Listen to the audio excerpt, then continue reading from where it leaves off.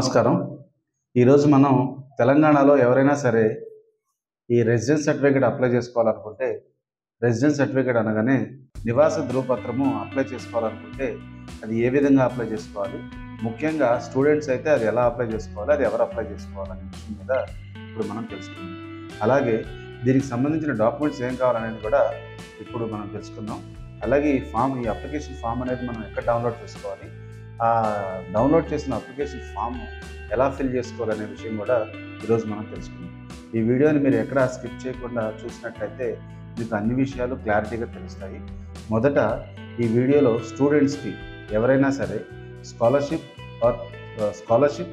Schools colleges admissions కొరకు మరియు scholarship కోసమైనా లేదంటే కాలేజ్ అడ్మిషన్స్ కోసమైనా స్కూల్ అడ్మిషన్స్ కొరకు అయినా సరే లేదా ఈ ఫీ రియంబర్స్మెంట్ కోసమైనా సరే ఈ రెసిడెన్స్ సర్టిఫికేట్ అప్లై చేసుకునే వాళ్ళకి ఈ తల్లిదండ్రులు ఈ రెసిడెన్స్ సర్టిఫికేట్ అనేది అప్లై చేసుకోవాలి. ఇప్పుడు ఫర్ సపోజ్ మీరు ఈ రెసిడెన్స్ సర్టిఫికేట్ చాలామందికి ఈ గురుకుల పాఠశాలల్లో మీకు అడ్మిషన్స్ కావాలనుకుంటే ఈ రెసిడెన్స్ సర్టిఫికేట్ అనేది చాలా హెల్ప్ఫుల్ అవుతుంది. అండ్ ఇంకోటి ఇది కంపల్సరీగా ఉండాలి. అలాగే ఇప్పుడు లేటెస్ట్గా మీరు ఆధార్ కార్డులో ఏదైనా నేమ్స్ మిస్టేక్ అయితే కూడా ఈ రెసిడెన్స్ సర్టిఫికేట్ అనేది నేమ్ కరెక్షన్స్ చేసుకోవచ్చు. సో ముఖ్యంగా దీన్ని అందరూ ఈ రెసిడెన్స్ సర్టిఫికేట్కి కాలేజ్ అడ్మిషన్స్ కోసము ఈ ఆధార్ కార్డులో నేమ్ కరెక్షన్స్ కోసము చాలామంది అప్లై చేసుకుంటున్నారు. ఈ రెసిడెన్స్ సర్టిఫికేట్కి అప్లై చేసుకోవాల్సిన సంబంధించిన డాక్యుమెంట్స్ ఏం కావాలనేది ఇప్పుడు మనం క్లారిటీగా తెలుసుకుందాం.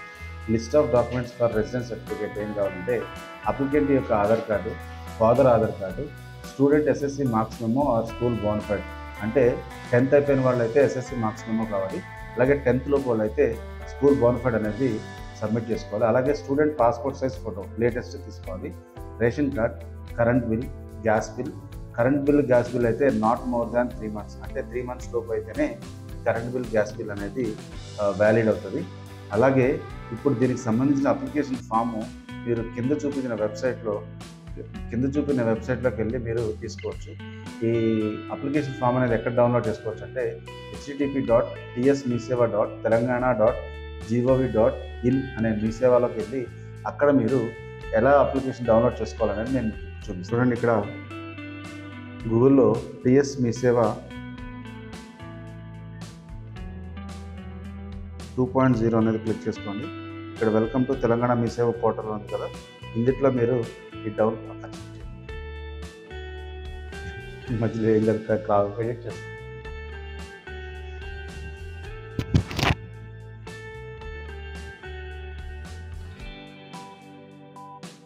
ఈ తెలంగాణ మీ సేవ అనే వెబ్సైట్లోకి వెళ్ళి ఇక్కడ మీరు చూడండి, ఇక్కడ డౌన్లోడ్స్లో అప్లికేషన్ ఫామ్స్ అని ఉంటుంది. ఈ అప్లికేషన్ ఫామ్స్లోకి వెళ్ళి మీకు ఇక్కడ చూడండి రెవెన్యూ డిపార్ట్మెంట్ అని ఉంటుంది. ఈ రెవెన్యూ డిపార్ట్మెంట్లో రెసిడెంట్ జనరల్ అని ఉంటుంది. ఈ అప్లికేషన్ ఫామ్ అనేది ఇది డౌన్లోడ్ చేస్తారు. ఇట్లా ఈ రకంగా ఈ రెసిడెన్స్ సర్టిఫికేట్ అనేది, ఈ రెసిడెన్స్ సర్టిఫికేట్ ఈ ఫామ్ ఎలా ఫిల్ చేసుకోవాలనేది ఇప్పుడు మీకు నేను ఎక్స్ప్లెయిన్ చేసి చూపిస్తాను.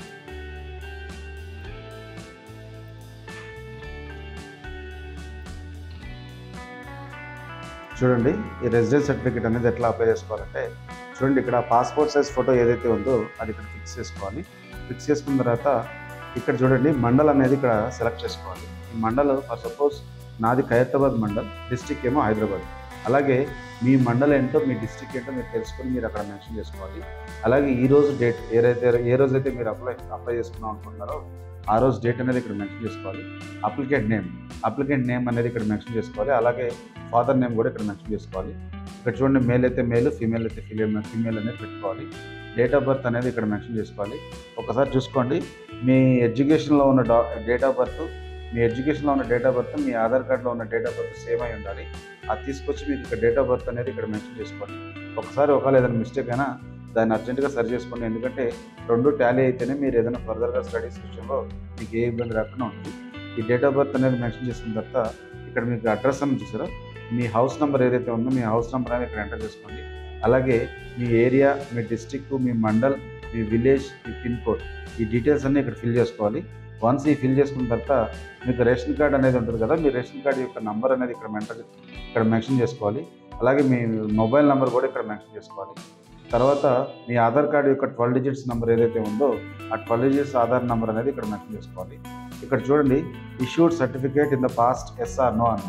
ప్రీవియస్గా మీరు ఏమైనా రెసిడెన్స్ సర్టిఫికేట్ అనేది అప్లై చేసుకుంటే అక్కడ ఎస్ అయితే ఎస్ అని పెట్టండి, నో అయితే నో అని పెట్టండి. ప్రీవియస్గా ఒకవేళ ఎస్ అని పెడితే దాన్ని కూడా మీరు ఈ రెసిడెన్స్ సర్టిఫికేట్లో అటాచ్ చేసుకోండి. అలాగే రెసైడింగ్ సిన్స్ అంటే మీరు ప్రస్తుతం ఉన్న ఇంట్లో ఎన్ని సంవత్సరాల నుంచి మీరు ఉంటున్నారు అనేది మీరు ఇక్కడ మెన్షన్ చేసుకోవాలి. అలాగే మీ పర్పస్ ఆఫ్ ద సర్టిఫికేట్, ఈ పర్పస్ ఏ పర్పస్ మీద మీ రెసిడెన్స్ సర్టిఫికేట్ తీసుకుంటారు. ఫర్ సపోజ్ మీరు ఏదైనా స్కూల్ అడ్మిషన్స్ కానీ కాలేజ్ అడ్మిషన్ కోసం అయితే ఇక్కడ మీరు ఎడ్యుకేషన్ అనేది పెట్టుకోవాలి. అలాగే మీరు జనరల్ పర్పస్ మీద ఏదైనా పెట్టుకోవాలనుకుంటే ఇక్కడ జనరల్ పర్పస్ అని పెట్టుకోవాలి. ఫర్ సపోజ్ మీరు ఏదైనా ఆధార్ కార్డులో నేమ్ కరెక్షన్ కోసం కావాలనుకోండి, ఇక్కడ మీరు జనరల్ అని పెట్టుకోవాలి. అలాగే మీ బాబుకి ఏదైనా కాలేజ్ అడ్మిషన్స్లో కానీ ఈ గురుకుల్లో కానీ అడ్మిషన్స్ కోసం కావాలనుకుంటే ఇక్కడ ఎడ్యుకేషన్ పర్పస్ అని పెట్టుకోవాలి. ఇక్కడ చూడండి సిగ్నేచర్ ఆఫ్ ద అప్లికెంట్ యొక్క సిగ్నేచర్ అనేది ఇక్కడ మెన్షన్ చేసుకోవాలి. అలాగే ఇక్కడ చూడండి proof of address, application form out తీసుకుని ఈ ప్రూఫ్ ఆఫ్ అడ్రస్లో ఏమేమి డాక్యుమెంట్స్ కావాలో ఇక్కడ లిస్ట్ ఆఫ్ డాక్యుమెంట్స్ ఇక్కడ ఉన్నాయి. అలాగే ప్రూఫ్ ఆఫ్ ఐడెంటిటీలో ఏమేమి కావాలి, ఆధార్ కార్డ్ అనేది ఉంది, మీ పాస్పోర్ట్స్ ఏదైనా పెట్టుకోవాలి. ఈ ఫామ్ అంతా ఇలా ఫిల్ చేసుకున్న తర్వాత ఈ పైన తెలుపబడిన డాక్యుమెంట్స్ ఏదైతే నేను చెప్పానో మీకు అప్లికెంట్ యొక్క ఆధార్ కార్డు, ఫాదర్ యొక్క Aadhaar card, passport size photo, school bonafide కానీ ఎస్ఎస్సి మార్క్స్ మెంబర్ కానీ, కరెంట్ బిల్లు, గ్యాస్ బిల్లు, ఈ డాక్యుమెంట్స్ అన్నీ తీసుకుని ఈ అప్లికేషన్ ఫామ్ అనేది ఫిల్ చేసుకుని ఈ డాక్యుమెంట్స్ అన్నీ మీరు దగ్గరలో ఉన్న మీ సేవా కేంద్రానికి వెళ్ళి అక్కడ మీరు అప్లై చేసుకున్నట్లయితే మీరు అప్లై చేసుకున్న తర్వాత మీకు ఒక ఎక్నాలజ్మెంట్ స్లిప్ అనేది మీరు వాళ్ళు జనరేట్ చేసి ఇస్తారు. ఆ ఎక్నాలజ్మెంట్ స్లిప్ తీసుకుని మీకు ఈ రెసిడెన్స్ సర్టిఫికేట్ అనేది రావాలంటే మినిమం 7 వర్కింగ్ డేస్ పడుతుంది. ఆ 7 వర్కింగ్ డేస్ తర్వాత వాళ్ళు ఇచ్చిన మీకు ఈ ఎక్నాలజ్మెంట్ స్లిప్ని తీసుకుని వెళ్ళి మీరు చెక్ చేసుకున్నట్లయితే అక్కడ అప్రూవ్ రిజెక్ట్ అని ఉంటుంది.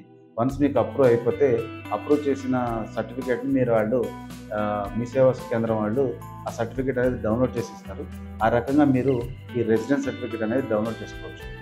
అండ్ వన్ మోర్ థింగ్, మీకు ఈ మీ సేవకు సంబంధించి కానీ ఈ ఆధార్కి సంబంధించి కానీ ఎటువంటి డౌట్స్ ఉన్నా సరే మీరు కింద చెక్ బాక్స్లో మీరు కామెంట్ రూపంలో నాకు పెట్టండి. నేను మీకు దేనికైనా సరే మీకు రిప్లై ఇస్తాను. అలాగే ఈ వీడియోని మీకు నచ్చినట్లయితే సబ్స్క్రైబ్ చేసుకుని షేర్ చేసుకోండి, లైక్ చేసుకోండి. ఎందుకంటే ఇటువంటి వాల్యుబుల్ ఇన్ఫర్మేషన్ మీ ఫ్రెండ్స్కి కూడా సెండ్ చేస్తే వాళ్ళకి చాలా వరకు బెనిఫిట్ అవుతుంది. అలాగే మాకు కూడా హెల్ప్ అవుతుంది. ఈ ఛానల్ మీరు ఫస్ట్ టైం చూసినట్లయితే సబ్స్క్రైబ్ చేసుకుని లైక్ చేసుకోండి. మరిన్ని మంచి వీడియోస్ మీకు నేను పోస్ట్ చేస్తాను. అలాగే ఈ ఛానల్కి ఏంటంటే సంబంధించి మీకు ఏదైనా సరే ఈ ఆధార్కి సంబంధించి కానీ మీ సేవకు సంబంధించి కానీ ఎనీ అదర్ జనరల్ సర్వీసెస్ ఎటువంటి ఈ పథకాలకు సంబంధించి కానీ ఏ పోస్ట్ అయినా సరే నేను రెగ్యులర్గా మీకు ఈ ఛానల్లో మీకు పోస్ట్ చేస్తూ ఉంటాను. ఓకే ఫ్రెండ్స్, ఈ ఛానల్ని మీకు నచ్చినట్లయితే సబ్స్క్రైబ్ చేసుకొని లైక్ చేసుకోండి. Thank you. జై హింద్.